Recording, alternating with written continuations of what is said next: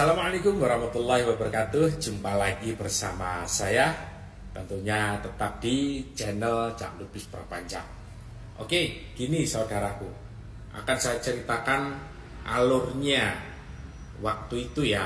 Pada masa saya masih dalam gencar-gencarnya di YouTuber, ternyata yang mengajukan yang rekomendasi dari saya tidak perlu ngonten itu ternyata sumbernya di sini. Nah, alur ceritanya begini saudaraku. Saya dari Jombang ke Mojokerto itu kan saya kan pindah domisili, bukan pindah sambung ya. Waktu itu niat saya memang pindah domisili karena saya beli tanah waktu itu. Nah, beli tanah kebetulan di timurnya masjid ya, masjid kita, masjidnya jamaah kita. Singkat cerita, subuhnya saya disamperin Pak Yai kelompok. Nah, sesudah disamperin saya dibilangin sama Pak Yai kelompok, Cak, sampai dipanggil wakil 4 gitu. Sampai disuruh untuk ke Kediri. Sebelum berangkat ke Kediri, saya lihat dari profilnya WA itu sama nomornya, saya cek ternyata bukan wakil 4. Ternyata beliau nggak saya sebutkan namanya. Beliau sudah almarhum 2 minggu yang lalu. Itu fotonya jelas. Saya jawab, Pak, ini bukan wakil 4, ini penerobos pusat. Pak Yai kelompok, oh gitu ya. Ya udah, besok nanti saya dampingin. Nggak usah Pak, biar saya sendiri. Nah, setelah saya sudah di Kediri, saya nyamperin orang yang sesuai di profil itu. Jawabannya beliau SMS-nya masih ada, itu screenshotnya. Saya disuruh untuk menjumpai si Fulan. Nah, begitu menjumpai si Fulan, saya kata-katanya begini, Pak, tadi saya diminta amal soleh untuk menjumpai jenengan. Loh, dalam rangka apa Pak? Ya katanya suruh jumpai jenengan. Ya saya nggak tahu maksudnya apa. Nah, dari si Fulan ini bingung. Kok saya tiba-tiba dipanggil, disuruh jumpai si Fulan, tiba-tiba dia mengatakan saya nggak tahu.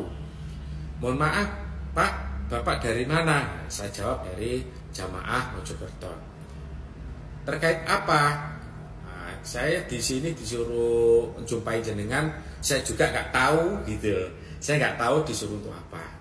Nah, tiba-tiba si Fulan telepon si almarhum tadi. Ketika almarhum menjawab, si Fulan ngomongin saya, oh Cak, sampai disuruh untuk ngadepin wakil 4 gitu. Oh gitu. Terkait apa Pak? Ya saya nggak tahu. Dari dua orang ini, yang satunya nggak mau tahu, yang satunya nggak tahu gitu loh. Ya sudah, saya langsung ke depan kantor wakil 4. Setelah depan di wakil 4, saya ngomong sama penjaganya. Nah, singkat cerita, saya sudah masuk di kantor di hadapan tiga orang ini. Ini langsung 3 orang ya saya sebutkan ya, yang jelas wakil 4. Nah, setelah saya menghadapi 3 orang ini, beliau memberi saran ke saya. Nah, mengatakan begini, Cak, benar itu kontenmu. Oh iya Pak, gitu. Terus saya dikasih pertanyaan, Mas jamaah mana? Saya jamaah dari Mojokerto. Ya sudah. Itu ngobrol biasa. Nah, setelah ngobrol biasa, membahas tentang YouTube. Wah, saya jawab, gini loh Pak, YouTube saya itu kan sebenarnya untuk memahamkan edukasi terhadap jamaah supaya tidak terpengaruh. Akhirnya jawabnya, iya nggak apa-apa Pak, tapi kan sampai buka pitona ya gitu. Nah, setelah ada kata pitona, saya tanya, pitona yang mana Pak? Kan semua kan saya tahu, garis-garisnya kan saya udah tahu. Kalau konten itu saya paham mana bitonah, mana fatonah gitu. Nah, begitu dia mengatakan, ini loh Cak bitonahnya. Oh ini menurut jenengan bitonah. Ya saya jawab, Pak, ini menurut firman Allah. Kalau membahas tentang Quran hadis, ya, saya kalau membahas tentang hadis, kalau tentang ayat tentang hadis, mohon maaf Pak, itu kalau mangkulan saya itu bukan bitonah Pak. Kalau menyampaikan dalil di umum, ya dalil ayat Al-Quran entah hadis, kalau kita dakwah melalui YouTube, mohon maaf, itu bukan pitona. Saya sambil begini, lah pitonnya ini gimana? di Wakil 4 itu ngeyel. Enggak, itu pokoknya Bitonah, kamu jangan ngonten ini. Nah, dari sisi ini saya tidak pernah menyebutkan organisasi dan tidak pernah menyebutkan nama seseorang. Memang murni pure saya membahas tentang keilmuan. Ya sudahlah. Waktu itu saya dikasih saran sama Wakil 4, sudahlah sampai ngonten sesuai makomnya, sesuai faktanya. Saya disuruh sama kejarannya Pak, misalkan dari LBH, misalkan dari wartawan atau jurnalis. Ya udah, Cak Lubis sudah bahas wartawan aja waktu itu. Ya sudah, saya bahas wartawan. Singkat cerita, itu kan udah gak ada kata-kata maklumat, kata-kata murtadkan, nggak ada di situ, nggak ada. Dari Wakil 4 sudah selesai. Nah, kemudian saya sudah keluar dari kantor, ketemulah pimpinan kita, DPP organisasi LDI waktu itu. Nah ya sudah, waktu itu saya dikasih saran oleh Pak Kriswanto. Terus saya dibilangin, udah kamu kontennya yang untuk membantu aja, membantu dan edukasi waktu itu. Ya sudah, waktu itu saya dikasih saran, saya terima. Begitu saya terima, ya udah saya pulang.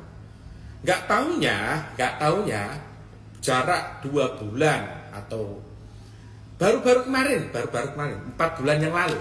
Padahal itu kan urusan dari pusat udah selesai 3 tahun yang lalu kalau nggak salah ya. Nah tiba-tiba saya nggak bahas apapun, saya nggak pernah resolusi siapapun. Tiba-tiba pada saat saya ngaji daerahan itu, begitu ngaji daerahan, tiba-tiba saya diumumkan sama tim bersih-bersih daerah waktu itu. Diumumkan, saudara Pak Lubis, saudara Haji Ahmad Zulfikar Lubis, saya dibilang gitu. Beliau sudah bukan jamaah lagi dan tidak jamaah lagi. Nah, dari sini, saya ya biasa-biasa aja tetap ngaji. Ada istri, ada anak. Ya sudah, habis itu setelah dimurtadkan, saya nggak langsung gesa-gesa untuk menyamperin waktu itu, tak biarin aja gitu loh. Nah setelah dibiarin selesai ngaji, nah saya pulang, saya saya stop, malah dia tetap jalan terus. Tujuan saya waktu itu ya, kenapa kok gak ngomong saya sih gitu loh? Kenapa kok gak klarifikasi saya sih? Ada apa? Kok tiba-tiba saya dimurtadkan waktu itu? Lah harusnya kan sebelum diumumkan ya kan gak ada klarifikasi, gak ada angin, gak ada apa. Harusnya kan diceluk dhisik ya opo iki enake, ya opo enapa. Nah dari wakil daerah pun juga begitu, sudah nyabarin, sudah saya jelasin itu bukan Bitonah. Ya dia juga gak boleh saya ngonten waktu itu. Padahal ngonten kan nggak resolusi, ngontennya kan tentang keilmuan, tentang dalil.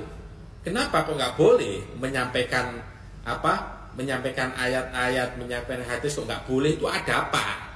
Nah dari sini saya nggak boleh ngonten, saya tetap ngeyel waktu itu tetap ngonten, malah saya dimurtadkan. Dia melaporkan ke desa akan melaporkan ke daerah. Akhirnya daerah sama desa memutuskan bahwa Lubis itu tidak boleh ini, nggak boleh gini. Akhirnya dia membuat hukum.